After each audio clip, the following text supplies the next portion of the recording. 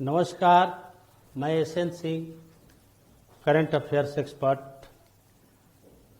आज सबसे पहले स्वर कोकिला सुर सम्राज्ञी 92 वर्षीय लता मंगेशकर जी के निधन पर हम सब श्रद्धांजलि व्यक्त करते हैं,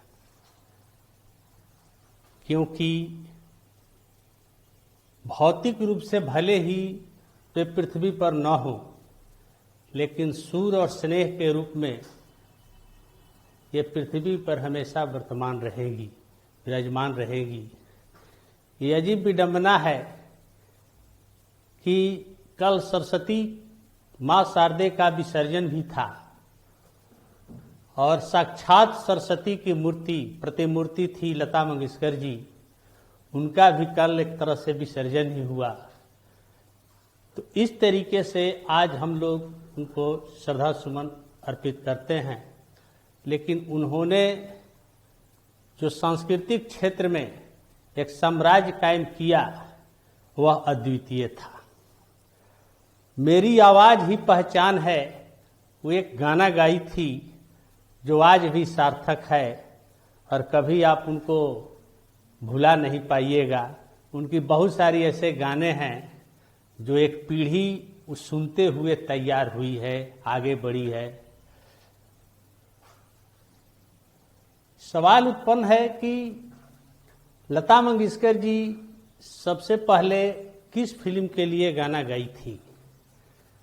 तो मराठी फिल्म किती हंसाल के लिए वे पहली बार गाना गाई थी और पहली हिंदी फिल्म थी आपकी सेवा में उन्होंने एक गाना गाया था और सबसे चर्चित हुई 1949 में जब महल, दुलारी, बरसात जैसे फिल्मों की गाने गाए। आएगा आएगा आएगा आने वाला फिल्मी दुनिया पर एक छत्र राज करना शुरू कर दी। फिल्म इंडस्ट्री की वे पहली महिला हैं जिन्होंने दादा साहब फाल्के के साथ साथ भारत रत्न भी प्राप्त किया है। ऐसा एक ही व्यक्ति को सम्मान प्राप्त है पुरुष में, वह है सत्यजीत रे को। और वैसे भारत रत्न पाने वाली पहली शास्त्रीय गायिका थी एमएस सुब्बालक्ष्मी, और एक तरह से गायिका में लता मंगेशकर दूसरी महिला गायिका जिन्होंने भारत रत्न प्राप्त किया। तो इस तरीके से कहा जाता है कि 1974 में फिल्म अभिनेता ट्रेजेडी किंग दिलीप कुमार ने उनके सम्मान में लंदन के रॉयल एल्बर्ट हॉल में एक आयोजन किया था और एल्बर्ट हॉल में गाने वाली वे पहली भारतीय महिला है। तो इस तरीके से कल उनको कोरोना से पीड़ित थी, साथ साथ निमोनिया से भी पीड़ित थी और 6 फरवरी 2022 को 92 वर्ष की आयु में ब्रिच कैंडी हॉस्पिटल मुंबई में उनका देहावसान हो गया।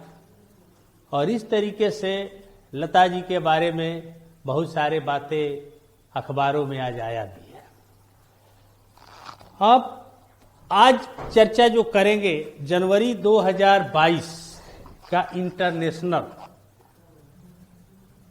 3 जनवरी 2022 को P5 परमानेंट यानी सुरक्षा परिषद के 5 अस्थायी सदस्य, जिसमें अमेरिका, ब्रिटेन, फ्रांस, रूस, चीन ने मिल करके परमाणु संपन्न भी हैं, ने तय किया कि आने वाले समय में परमाणु युद्ध को टाला जाए, भरसक, और हथियारों की दौड़ से बचने के लिए एक संयुक्त बयान जारी किया।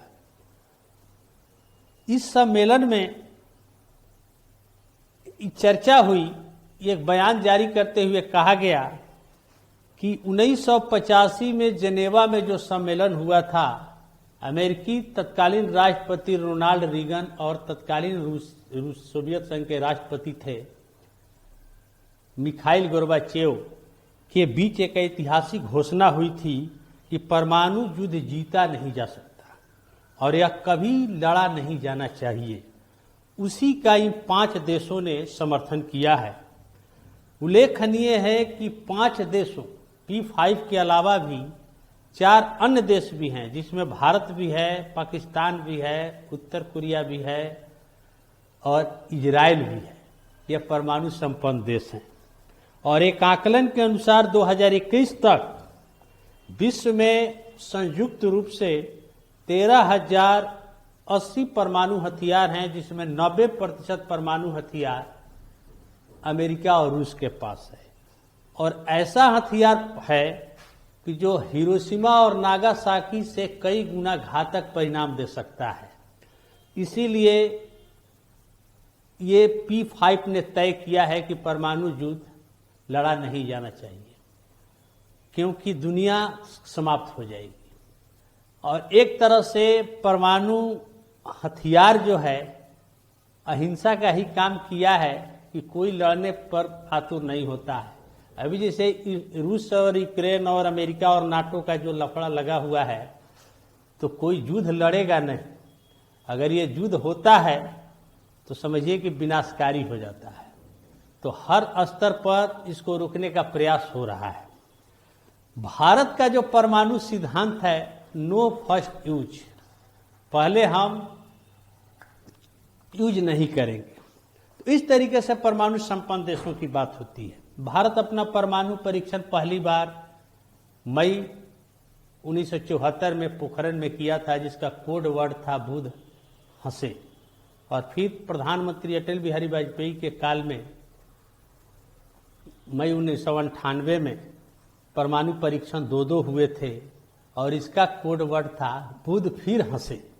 तो इस तरीके से उसके बाद भारत ने अपना एक परमाणु नीति की घोषणा किया, नो फर्स्ट यूज। अब एक और चीज चर्चा में था इंटरनेशनल में कि भारत और इजराइल के कूटनीतिक संबंध के 30 वर्ष पूरे हुए। प्रधानमंत्री नरेंद्र मोदी ने एक ट्वीट करके यह जानकारी दी, कहा कि भारत और इजराइल के बीच सदियों से संबंध रहा है, लेकिन जब 1948 में एकमात्र यहूदी राष्ट्र इजराइल बना, उसके बाद इजराइल को भारत मान्यता नहीं दिया। लेकिन प्रधानमंत्री पीवी नरसिंह राव के समय में 1992 जनवरी 1992 में इजराइल के साथ कूटनीतिक संबंध स्थापित किया गया, क्योंकि अरब देशों ने या स्वयं फिलिस्तीन के यासिर अराफात ने भी इजराइल को मान्यता दे दी थी। इसीलिए भारत ने भी 1992 में इजराइल को मान्यता देश के रूप में दे दिया और कूटनीतिक संबंध स्थापित किया। उसकी 30वीं वर्षगांठ जनवरी 2022 में मनाया गया। इजराइल को पहला अरब देश था मिस्र, जो कैंप डेविड समझौता 1979 के तहत इजराइल को मान्यता देने वाला पहला देश बना। उसके बाद 1994 में जॉर्डन ने उसको मान्यता देने वाला दूसरा अरब देश बना। और अभी 2020 में एक इजराइल अब्राहम समझौता, एक अब्राहम समझौता का नाम आता है, जिसके तहत संयुक्त अरब अमीरात, बहरीन, सूडान और मोरक्को जैसे अरब देशों ने भी इजराइल को मान्यता दे दिया। तो इस तरीके से इजराइल के साथ भारत का एक कूटनीतिक संबंध है। जनवरी 2022 में यूएनओ सुरक्षा परिषद में गैर अस्थायी सदस्य, मैंने 10 अस्थायी सदस्यों में से 5 2022-23 के लिए चुने गए हैं, जिसमें अल्बानिया, ब्राजील, गैबोन, घाना और संयुक्त अरब अमीरात बने हैं। उल्लेखनीय है कि भारत भी 2021 से 2023 के लिए 8वीं बार 2021 में ही यूएनओ सुरक्षा परिषद का अस्थायी सदस्य बना है। और इस प्रकार भारत अब तक यूएनओ सुरक्षा परिषद के 8 बार गैर सदस्य रहा है, अस्थायी सदस्य रहा है। अब देखिए 26 जनवरी गणतंत्र दिवस जो मनाया जाता है, उसमें मुख्य अतिथि भी आते रहते हैं। लेकिन पिछले वर्ष भी ब्रिटेन के प्रधानमंत्री कोरोना काल के चलते नहीं आए और इस वर्ष भी 5 मध्य एशियाई देशों के नेता आने वाले थे, लेकिन तीसरी लहर के चलते नहीं आए। और उसके साथ पहला भारत मध्य एशिया 5 देशों के मध्य एशियाई देशों के साथ सम्मेलन होने वाला था, पहला शिखर सम्मेलन, लेकिन ये वर्चुअल रूप से हुआ। वे लोग आए नहीं, इसीलिए वर्चुअल सम्मेलन हुआ। पहली भारत मध्य एशिया शिखर बैठक वर्चुअल रूप से आयोजित हुआ, जिसकी मेजबानी प्रधानमंत्री नरेंद्र मोदी ने किया। और इसमें 5 मध्य एशियाई देशों, जिसे कजाकिस्तान के राष्ट्रपति कासिम जुमरात तोकाएव, ये नाम याद रखना होगा क्योंकि कजाकिस्तान आजकल खूब चर्चा में भी रहा है। ताजिकिस्तान के इमाम अली रहमान, उज्बेकिस्तान के शौकत मिर्जियोयेव, तुर्कमेनिस्तान के राष्ट्रपति गुरबंगाली बर्दी मोहम्मदेव और किर्गिस्तान के राष्ट्रपति सद्र जापारोव ने भाग लिया। प्रधानमंत्री नरेंद्र मोदी ने कनेक्टिविटी एंड कोऑपरेशन को लेकर अगले 30 वर्षों के लिए एक रोड मैप बनाने का सुझाव दिया और इन दोनों के बीच यानी 5 मध्य एशियाई देशों और भारत के बीच हर 2 साल पर एक शिखर सम्मेलन होगा और अगला शिखर सम्मेलन 2024 में होने वाला है। उल्लेखनीय है कि भारत की विदेश नीति में 21वीं सदी में अनेक आयाम जुड़े हैं और 2012 में मध्य एशिया कनेक्ट पॉलिसी की शुरुआत हुई थी प्रधानमंत्री मनमोहन सिंह के समय में ही, क्योंकि तेल, गैस और ऊर्जा का बहुत बड़ा भंडार मध्य एशियाई देश हैं और दोनों के बीच, भारत और मध्य एशिया के बीच प्राचीन काल से ही एक ऐतिहासिक संबंध रहा है। आवागमन बढ़ाने, संस्कृति का आदान प्रदान बढ़ाने और ऊर्जा के क्षेत्र में सहयोग बढ़ाने पर जोर दिया जा रहा है। इसके तहत मध्य एशिया से भारत तक पाइपलाइन बिछाने की योजना बनी थी। उसी के अनुसार एक तापी TAPI 4 देशों का संक्षिप्त नाम है, जिसमें तुर्कमेनिस्तान, अफगानिस्तान, पाकिस्तान और भारत पाइपलाइन बनाने पर सहमति बनी थी, जो 2015 से शुरुआत में हुई थी और आने वाले समय में यह बन जाएगा। मध्य एशिया कनेक्ट प्रक्रिया में पाइपलाइन, सड़क, बंदरगाह आदि से जुड़ने की कोशिश हो रही है। मध्य एशिया को क्या चाहिए? निवेश चाहिए और तकनीक की जरूरत है, और भारत को क्या चाहिए? ऊर्जा संसाधन की जरूरत है। दोनों को एक दूसरे की जरूरत है, इसीलिए दोनों एक दूसरे के अंदर आ रहे हैं और इस तरीके से मध्य एशियाई देशों के साथ भारत का एक संबंध स्थापित होने जा रहा है।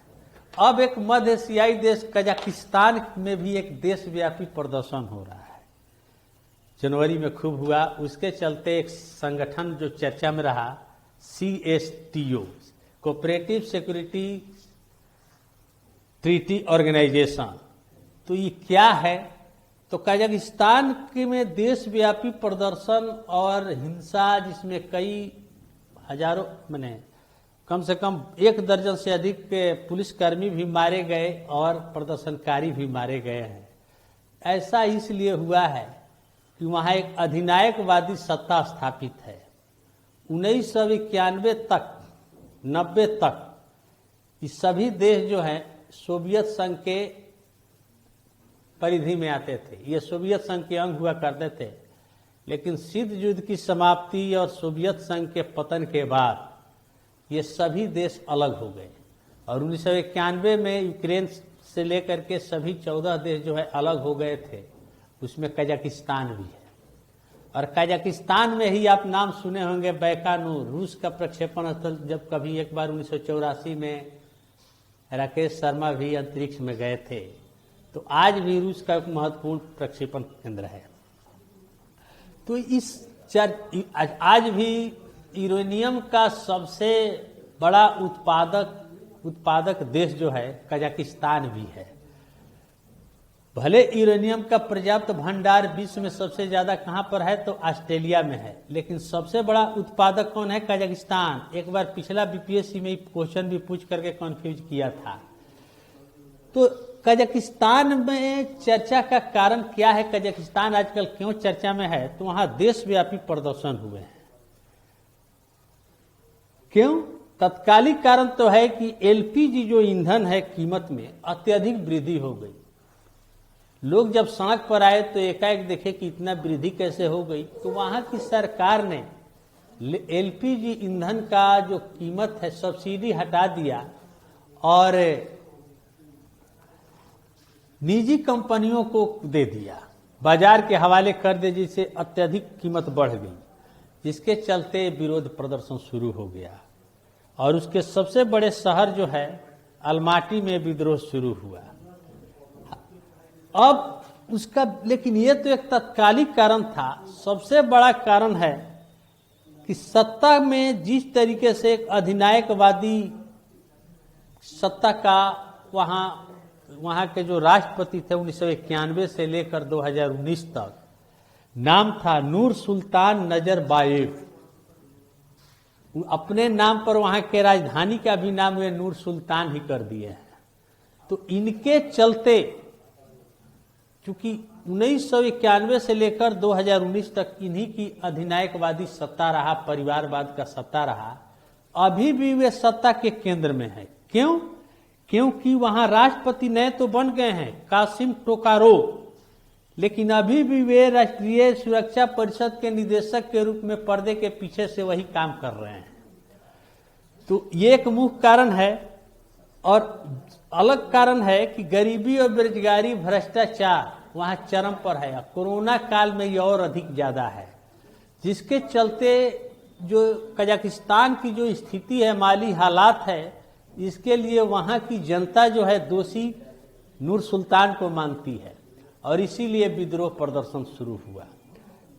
तब चूंकि सुरक्षा पावर जो लिए हुए है रूस लिए हुए है, क्योंकि उसके चलते कोऑपरेटिव सिक्योरिटी ट्रीटी ऑर्गेनाइजेशन भी बना है जो 1994 में रूस जो है बनाया था, और इसके तहत जितने देश थे वे सब उसके अंग थे। अगर उन लोगों की सुरक्षा की जरूरत होगी तो रूस उसको CSTO की शांति सेना को भेजेगा। तो रूस ने भी उसका भी प्रवेश हो जाने से, वहां के चूंकि विदेशी हस्तक्षेप हो जाने से भी CSTO का भी प्रवेश हो जाने से वहां की जनता भड़क गई, क्योंकि विदेशी शक्तियों का प्रवेश वे नहीं चाहती है।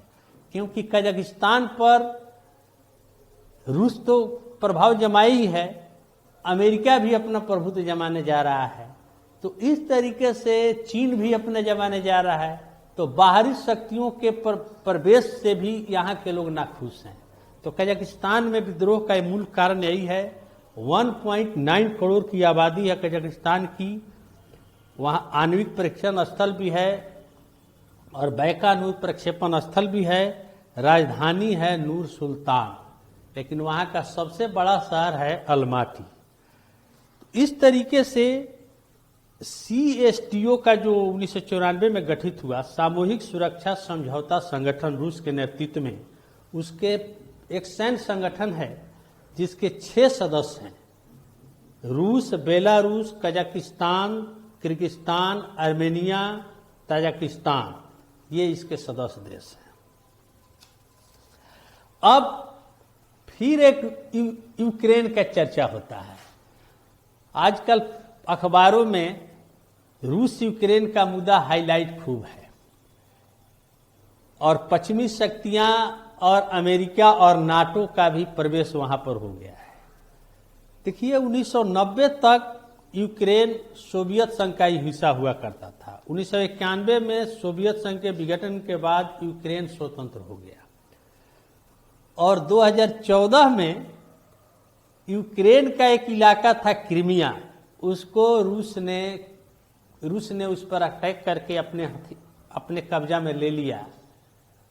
उसी समय से पश्चिमी दुनिया उससे नाराज थी, और G8 से रूस को पश्चिमी दुनिया ने निष्कासित कर दिया था। तो अब G7 ही रह गया है। तो क्रीमिया को पतन हो गया, मैंने क्रीमिया को रूस अपने कब्जा में ले लिया। उसके बाद वहां तेल और गैस का एक और इलाका भंडार है, उस पर भी कब्जा करना चाहता है रूस। लेकिन देखिए सबसे मुख्य कारण क्या है? ऐसे तो बहुत सारे कारण गिनाए जा सकते हैं रूस यूक्रेन के विवाद में, लेकिन सबसे मूल कारण है रूस का सुरक्षा चिंता। चूंकि पश्चिमी देश चाहते हैं, अमेरिका के नेतृत्व में नाटो संगठन चाहता है कि नाटो में यूक्रेन शामिल हो जाए या पूर्व सोवियत संघ के कई देश शामिल हो जाए, और इसके चलते रूस को सुरक्षा का खतरा लग रहा है। तो रूस कभी नहीं चाहता है कि पश्चिमी देश अमेरिका और नाटो यूक्रेन तक आ जाएं कि हमारे लिए सुरक्षा की घंटी खतरे की घंटी बज जाए। और इस तरीके से रूस जो है यूक्रेन के आसपास जो है सीमा पर सेना जमावड़ा किए हुए है। तो ये सबसे बड़ा कारण है। अब कारण में तो और गिनाया जा सकता है कि उसका बहुत बड़ा पाइपलाइन है, रूस यूक्रेन के माध्यम से ही पश्चिमी देशों को, यूरोप वालों को ईंधन देता है, एलपीजी देता है, या एक और इलाका है ईंधन और प्राकृतिक गैस का। देखिए रूस के पास इसका बहुत बड़ा भंडार है साइबेरियाई क्षेत्र में, फिर भी रूस को उतना लालच उससे नहीं है जितना है अपनी सुरक्षा की गारंटी, क्योंकि चाहता नहीं है कि हमारे बगल में अमेरिकी और यूरोपीय देशों का नाटो सैनिक यहाँ पर शामिल हो जाएं, अपना वो बेस बनाना चाहते हैं। इसीलिए रूस नाराज है और यूक्रेन पर दबाव बनाए हुए है। तो इस तरीके से ये सब मूल कारण है रूस और यूक्रेन के मुद्दे पर। लेकिन जहां तक हमको लगता है कि दोनों महाशक्तियां लड़ेगी नहीं, क्योंकि लड़ने का मतलब है महाविनाश।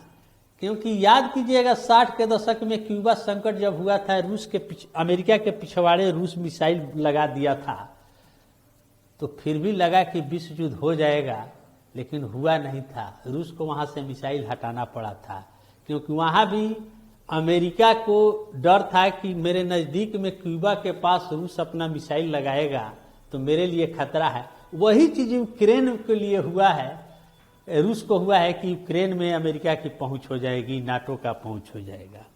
तो ये मूल कारण है। अब उसी में एक नाटो शब्द है, नॉर्थ अटलांटिक ट्रीटी ऑर्गेनाइजेशन। देखिए सेकेंड वर्ल्ड वार के बाद विश्व का पूरा ढांचा बदल गया। एक तरफ पश्चिमी अमेरिका के नेतृत्व में पूंजीवादी और पूर्वी पश्चिमी यूरोप थे, और एक सोवियत संघ के नेतृत्व में पूर्वी यूरोप के देश थे। तो अमेरिका ने क्या सोचा कि हम एक सैन्य संगठन बनाएं, और ऐसा सैन्य संगठन बनाया कि अगर अमेरिका पर हमला होता है तो ये पूरे देश पर हमला माना जाएगा, या किसी नाटो के एक सदस्य देशों पर हमला होता है तो इस सामूहिक हमला मानते हुए उस पर अटैक किया जाएगा। आप याद कीजिए कि 9/11 कांड अमेरिका पर जब हुआ था, अमेरिका पर आतंकी हमला हुआ था, तो नाटो फोर्सेज अफगानिस्तान में आई थी। जो हाल के दिनों में 30 अगस्त को अमेरिका नाटो पूरा चला गया, अफगानिस्तान छोड़ दिया 2 दशक बाद। तो ये कारण, तो वाशिंगटन में अप्रैल 1949 को नाटो का गठन हुआ था। एक तरह के सैन्य सुरक्षा संगठन था। ये सोवियत संघ को या रूस को या किसी भी देश का अगर अटैक, 29 देश हैं सदस्य इसके, अगर इन 29 देशों में किसी पर अगर अटैक होता है तो नाटो अमेरिका के नेतृत्व में सामूहिक रूप से हमला करेगा, लड़ेगा। तो अमेरिका चाहता है, यूरोप चाहता है, यानी ब्रिटेन फ्रांस चाहता है कि यूक्रेन जो है नाटो का सदस्य बन जाए, और रूस चाहता है कि न बने। इसी की लड़ाई है। नाटो का जो मुख्यालय है ब्रुसेल्स में है, बेल्जियम की राजधानी ब्रुसेल्स है। इसके सदस्य देश 29 हैं। इसके महासचिव जो हैं जेंस स्टोल्टेनबर्ग इसके महासचिव हैं। तो इस तरीके से रूस यूक्रेन का ये मुद्दा है, विवाद है, और अमेरिका और नाटो का मुद्दा है। कल के डेट में ऑडिटर हो या बीपीएससी मेंस हो, सीडीपीओ हो या 67वीं, इसमें भी एक क्वेश्चन हो सकता है। उसमें भारत की रणनीति, अब दोनों देश, चूंकि अब इसमें मध्यस्थता का काम भारत पर सबका निगाह है, क्योंकि भारत एक ऐसा देश है कि रूस से भी संबंध है, अमेरिका से भी संबंध है। अब 2 एक्सरसाइज की मैं चर्चा करूंगा। एक द्विवार्षिक बहुपक्षीय मिलन नौसेना अभ्यास 2022, जो फरवरी में होने वाला है, जनवरी में इसकी घोषणा हुई, विशाखापत्तनम में होगा, बंगाल की खाड़ी में। इसमें भारत के नेतृत्व में 45 देश भाग लेंगे और यह भारत द्वारा 1995 से शुरू किया गया है। मिलन नौसेना अभ्यास, भारत सहित 45 देश। और 1 जनवरी में नौसेना एक्सरसाइज हुआ, पासिंग एक्सरसाइज, अरब सागर में। यह भारत और रूस के बीच हुआ। दिसंबर 2021 की भी कुछ बात कर देते हैं कि अफगानिस्तान मसले पर क्षेत्रीय सुरक्षा संवाद नई दिल्ली में हुआ, भारत के नेतृत्व में। राष्ट्रीय सुरक्षा सलाहकार अजीत डोभाल की अध्यक्षता में 8 देशों के प्रतिनिधियों ने भाग लिया। भारत तो था ही, रूस, ईरान, तजाकिस्तान, उज्बेकिस्तान, तुर्कमेनिस्तान और कजाकिस्तान के प्रतिनिधियों ने भाग लिया था।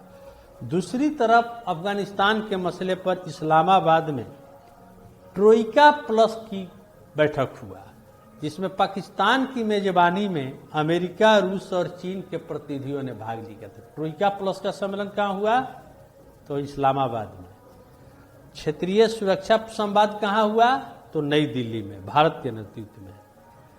अब 1 दिसंबर 2021 में रूसी राष्ट्रपति व्लादिमीर पुतिन की भारत यात्रा। अब यहां देखिए, ऐसे समय में जब रूस में कोरोना पीक पर था, वैसी स्थिति में रूस के राष्ट्रपति अपने प्रतिनिधि मंडलों के साथ, बड़ी प्रतिनिधि मंडलों के साथ भारत आते हैं। भारत रूस के बीच 21वीं शिखर बैठक में भाग लेने। तो रूस के नजर में भारत की ये अहमियत है। और व्लादिमीर पुतिन ने अभी कहा भी है कि भारत एक खरा दोस्त है, वक्त का खरा दोस्त है। एक बार सुषमा स्वराज ने भी कहा था कि रूस जो है आड़े वक्त में हमेशा आजमाया हुआ दोस्त है और खरा दोस्त है। तो 21वीं भारत रूस शिखर बैठक नई दिल्ली में हुआ। प्रधानमंत्री नरेंद्र मोदी और रूसी राष्ट्रपति व्लादिमीर पुतिन के प्रतिनिधियों के बीच।